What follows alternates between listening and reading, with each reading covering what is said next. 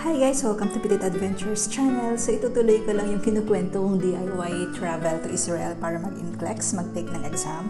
So ayun na nga guys, nahanap ko na yung venue and from Ramat Gan, dumiretso na akong Jerusalem.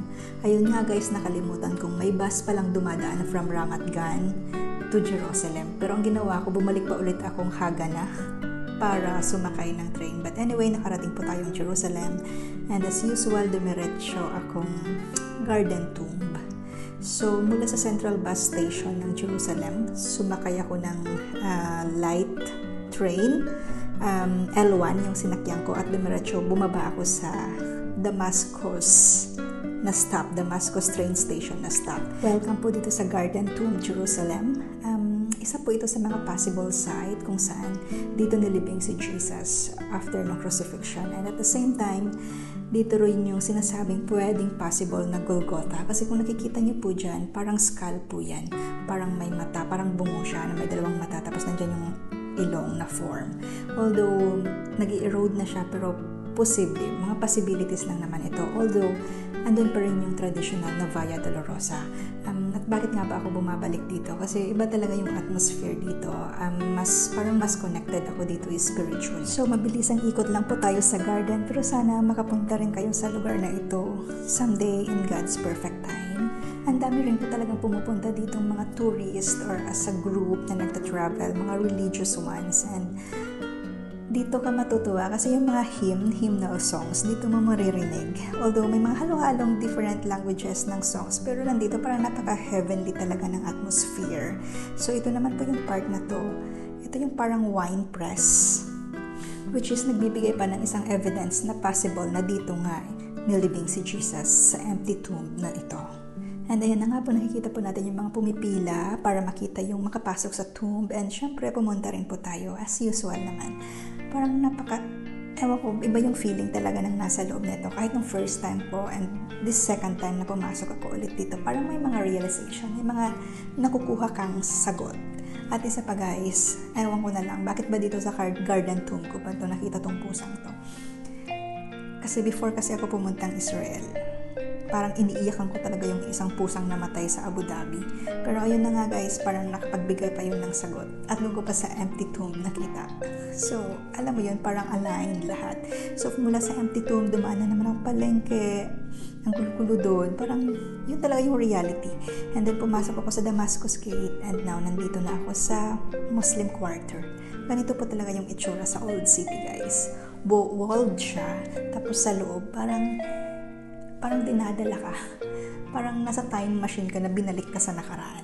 Ewan ko, ba't ganun yung feeling ko? Pero kasi guys, iba-iba yung mga tao na makakasalamuha mo, makakasalubong mo.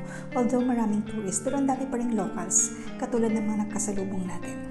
Eto guys, if fast forward lang natin yung mga daan na nakikita natin dito sa streets ng Jerusalem, old and narrow streets of Jerusalem, ika nga. So, iba-ibang tao, ang dami rin mga soldiers dyan. Kaya nga, parang sinasabing, pray for the peace of Jerusalem, ganun. Kasi iba-iba din talagang religion ang nandito. Although, so far, safe naman talagang pumunta dito guys. And ayan nga, mga ark, may mga alleys, paliko-liko, parang maze, ayan. And sige guys, ipaparinig ko lang sa inyo yung normal sound na naririnig natin sa Old City, Jerusalem.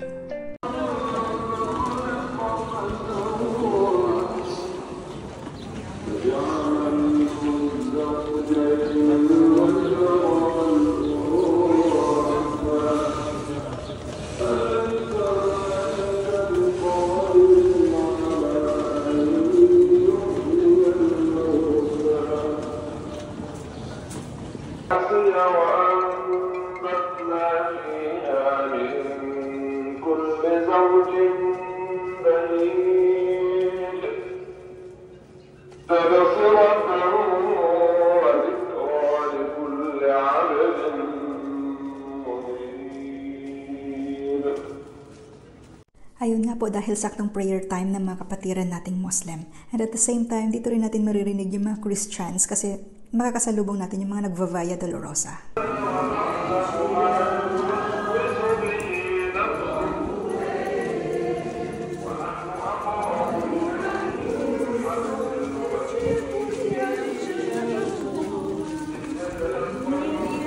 Chiama, all the way.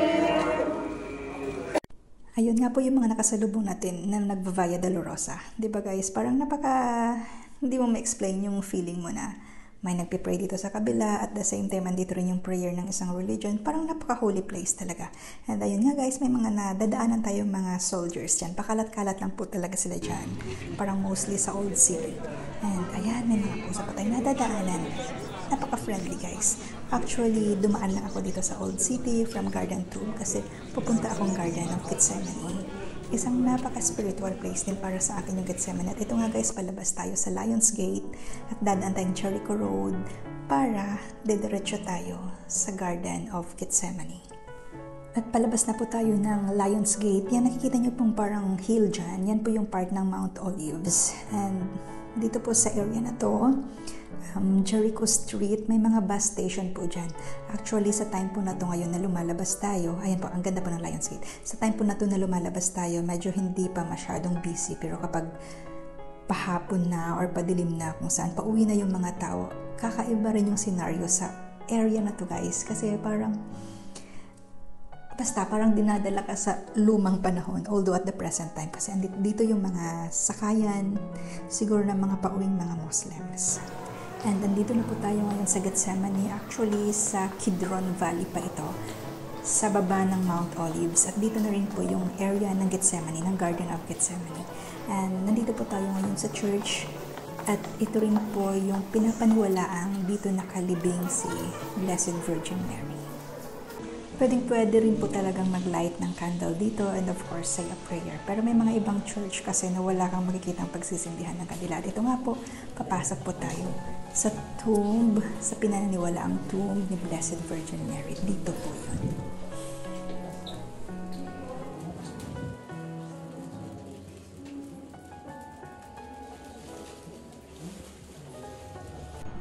From the tomb of Blessed Virgin Mary, pupunta tayo sa Grotto of Gethsemane. Dito po yun, pero naka-close po siya. Tingin ko may mga nagkakantak ng service or siguro prayer kaya't sinara muna. So, umakyat na ako diretso sa Garden of Gethsemane.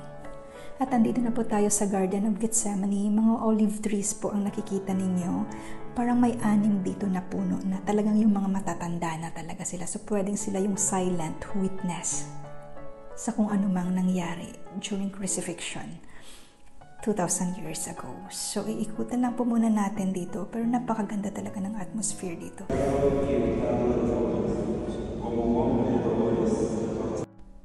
Ito naman po yung Church of All Nations, kung saan nandito po yung part ng bato kung saan nagdadasal si Jesus. Yung nagmamakaawa siya na kung pwedeng mabago yung destiny niya.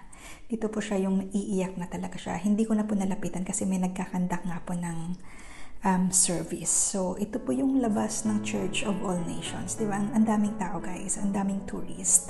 At napakagandang tingnan na napakaraming tao ang pumupunta dito. It means ang dami pa rin mga believers. So, ito po yung labas ng Church of All Nations.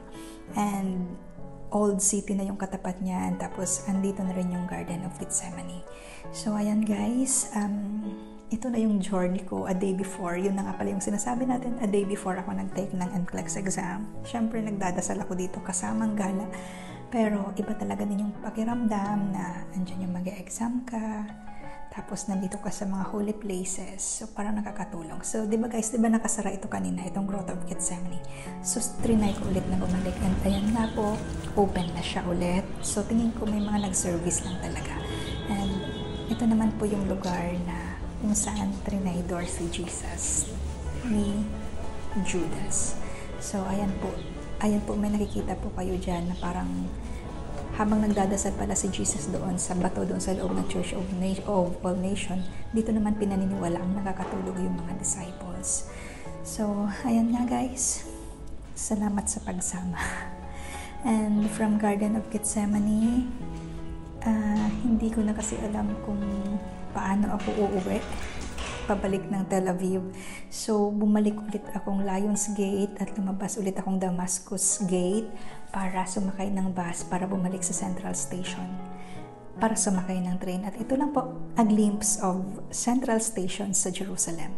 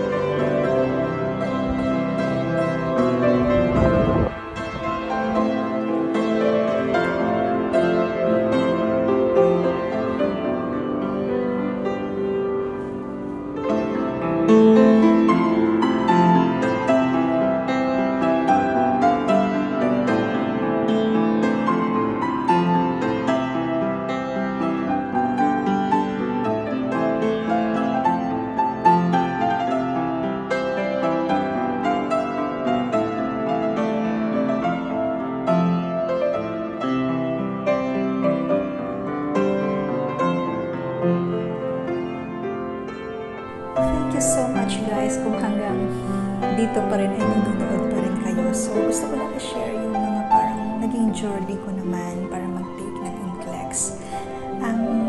May halong kaba and at the same time, it's a spiritual journey.